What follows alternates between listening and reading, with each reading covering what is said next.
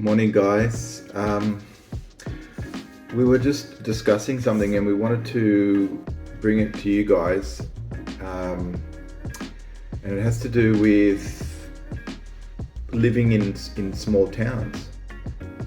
So I was thinking, it sort of struck me this morning that we get a lot of people contacting us about different properties, obviously, and touring and towns and Italy. And one of the things that comes up is where to live, as in what kind of town to live in. And we obviously live in a small town, a town of about 1,400 people. And we look at properties in towns of 35,000, 10,000, 5,000, 300. And we've got a good friend who's from England, or he's become a good friend, and he lives in a town of 280. Yeah, Roberto or Robert and Adam. Roberto and Adamo. I don't know, Adamo. And they live in a town of about 280 people, I think, maybe even less. Depends on the day. So this morning it struck me that why don't we talk about the benefits of living in a small town? And we can speak from our experience, because we have two houses in two different towns in two different regions. One of the regions is Abruzzo, and that town is Alberteggio. Alberteggio has a very small population. 300 to 400? Yeah, 300 to 400. However, we have not lived there permanently. We've lived there on a part-time basis. And now we've lived in this town for, I don't know, a year and a half, perhaps. And so I guess we can speak more confidently about this town. I want to talk about the positives of this and not bring any negatives, because, well, first of all, there's not really many, but... And you'll find them everywhere. Yeah, I mean, you're going to find positives and negatives everywhere, but some of the positives that I find about living in this town are... It's just the sense of community, the tranquility of being here, the sense of ownership, and not just owning the house, but a sense of ownership in the town. Of what happens in the town, of like how you can shape what happens in the town. Yeah, I mean, you feel, obviously we're quite new here, so we don't have a lot of influence, or we haven't done a lot of things. I was looking over there and I should be looking there. You don't. I always look in the wrong place. I'm like... So, obviously, yeah, we haven't done a lot, but we've seen just from the things that we do and the things that people do in town, how if you have an idea... The impact. Yeah, the impact you can have if you have an idea, or you have a sense of purpose in wanting to do something. And that is lost in translation when you live in a big town. I mean, we lived in cities of millions of people. And here you have a sense of not just belonging, but you have a sense of almost purpose. You feel you can get perspective of see where you're at, where you belong, and where other people are, and you lose that perspective when you live in a larger town. Sorry, and you also feel a sense of responsibility. Yeah. Which is also lost in the bigger cities. Oh, like yeah, the definitely. responsibility is for someone else, for elected officials, or for bigger groups. So yeah, like that's someone else's job. Or Yeah. And you don't even think about those things anymore, because I live in Sydney, and I live in a suburb of Sydney. I live in Leichhardt, and I live on this street, and what goes on in Leichhardt I have no control over, because there's officials, elected officials, and I have, and there's too many people in Leichhardt, and what can I do anyway? And then there's the bigger picture, which is Sydney, and what influence would you have over Sydney? Zero. Like, unless you're a billionaire. Turn a 10 piece to a 20 quick. I got money busting out the money clip.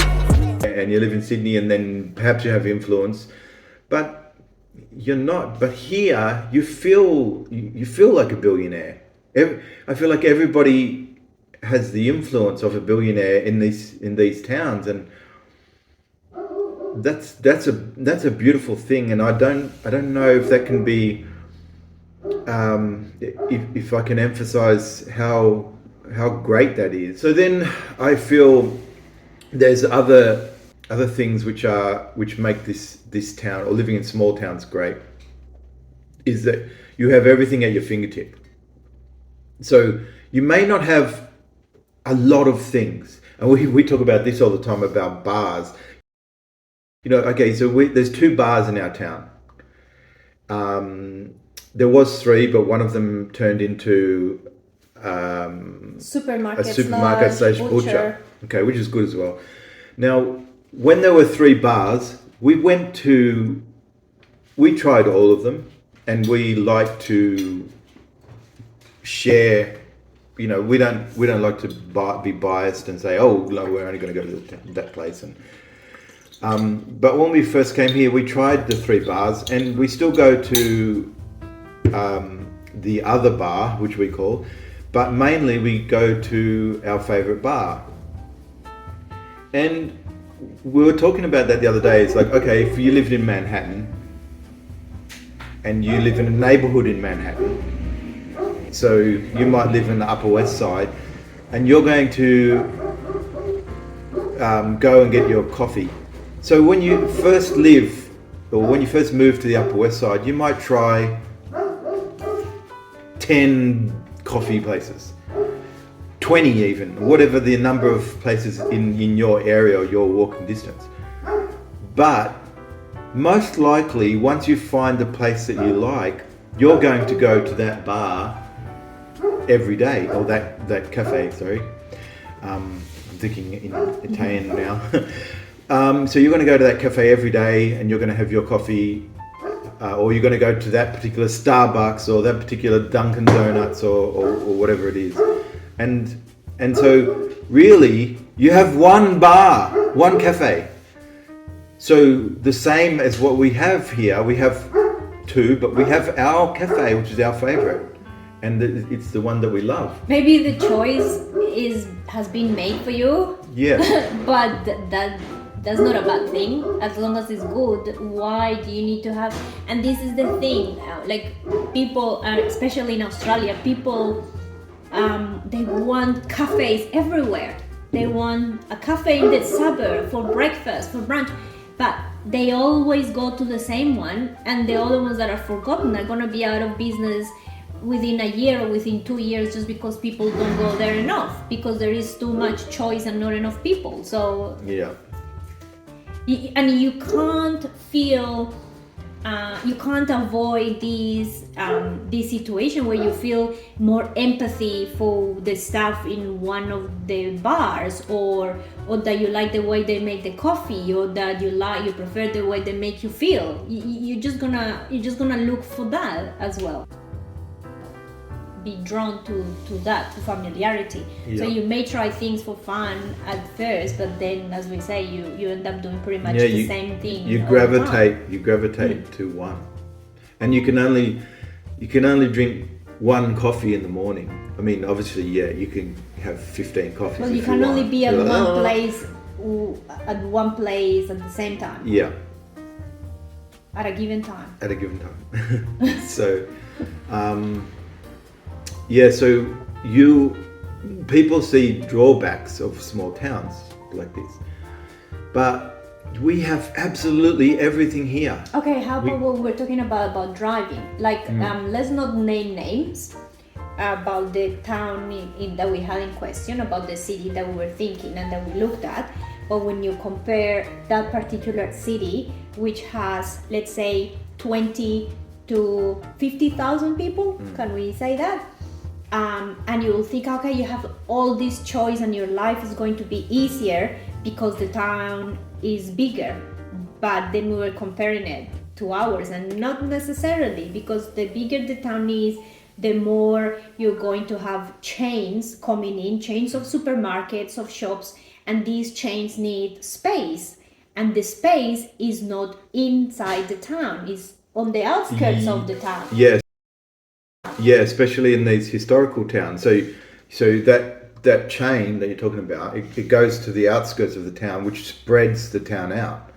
So it forces this expansion of the town, and then you get apartment complexes being built near those Like services. Those services, because people or developers are only going to build those where they can sell them, and they can sell them if people want to be able to, can live next to a supermarket and a bar and this and that. So then it spreads out. So living in the part of the town, of that larger town, where in the historical district, for example, things start to change because people or services move out of that historical district, go to the extremities of the town, and then if you want to partake in those things, you have to travel from there to there. So you're gonna need a car anyway. Yeah, you're gonna need. Most likely. Yeah, I mean, you'll need a car unless you've got all the time in the world and you can just, mosey on out to the extremities. But yeah, you're going to need a car, and so what position are you in? And again, it's the same thing. So if you have a town of 30,000 people and you have 30 bars in that town, most likely you're going to go to the one bar all the time.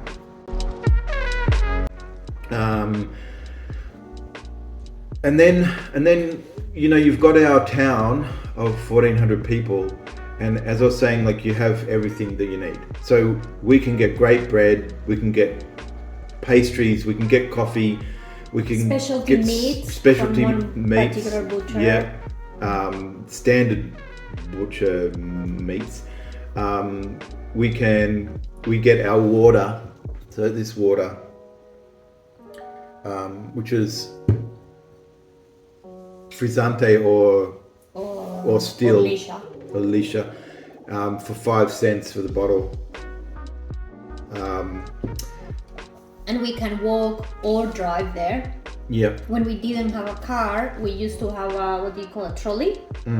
And we will just go with the trolley 5 minutes there, 5 minutes back, and we'll fill it up. So you have the option of using your car or not because of the size of the town. Yep. And then we were talking about the vicinity. We have a ferramenta, a hardware store. So don't equate the small towns with nothing happening, no services. Just take each small town on its own and research what it has to offer. What are you going to need for your everyday life there, and does that town have it? So don't put all these towns on the one blanket rule of nothing happening, no services there. And we were talking about the vicinity to other towns, 5 minutes away, 10 minutes away. Yeah, we're surrounded by other smaller communities. So we've got 1, 2, 3, maybe 4 towns which are very close to us. So if we can't get something here, we have a very short drive to other towns. And then we have 15 minutes to the beach. I mean, that's just amazing. But we are 15 minutes to Termoli, or about 20 minutes to Termoli to get into the centre. And there we have the choice of everything we need, including cinema, multiple supermarkets, multiple bars, multiple restaurants. It's funny, more supermarkets and more choice for supermarkets than we had actually in the area of Brisbane that we lived in, or the area in Sydney where we were. Yeah. and less of a drive as well. Yeah. Because when you're gonna do your shopping, if it's a big shopping, you don't wanna have carrying bags, so you're gonna have to drive anyway. Yeah, you have to drive. So, for example, our house in Brisbane is 5 kilometers from the city.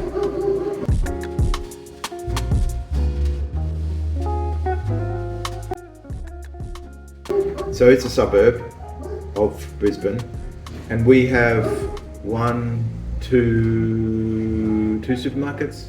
Yeah, I mean it's a standard in Australia, Coles and Woolworths. So 2 supermarkets and then maybe a small local one, which is usually expensive. yeah, more like expensive. you'd only go there for emergencies.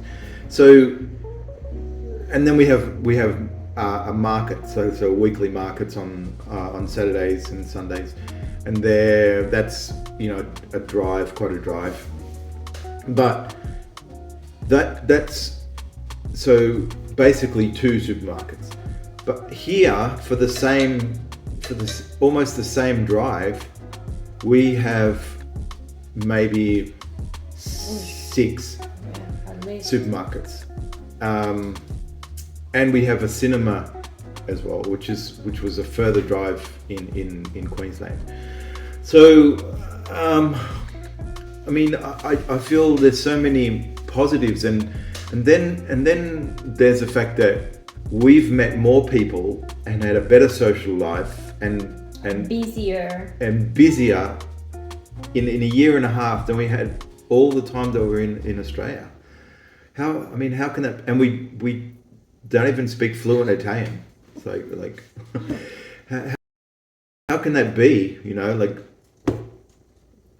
It doesn't make sense. But it's the different cultures.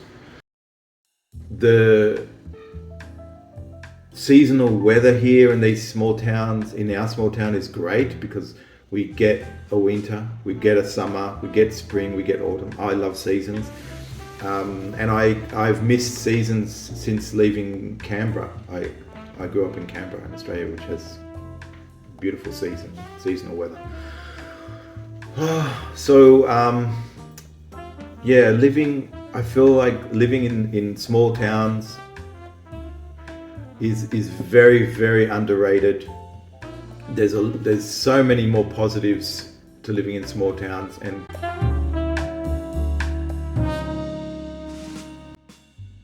if you're a person that needs to be around, and it depends on the time of where you are in your life, because I understand that at some point I'd like to live in New York, and that's a complete and utter contrast to where we are here.